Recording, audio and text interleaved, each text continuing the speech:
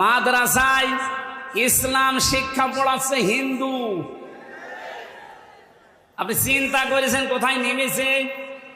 জাতিকে একটা মুশরিক জাতি বানানোর জন্য পাকাপোক্ত নিয়ম চালু করে দিয়েছিল।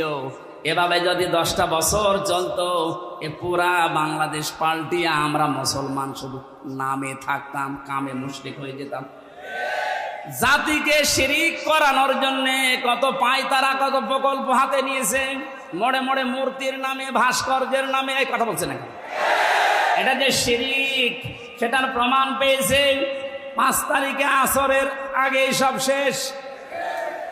আমার কুষ্টিয়ায় যেটা ছিল বিকাল 5টা পর্যন্ত, এই 1টার পর থেকে আরম্ভ হয়েছে, 5টা পর্যন্ত শুধু ভাঙতে সময় গেছে। শয়তানি এত শক্ত ছিল,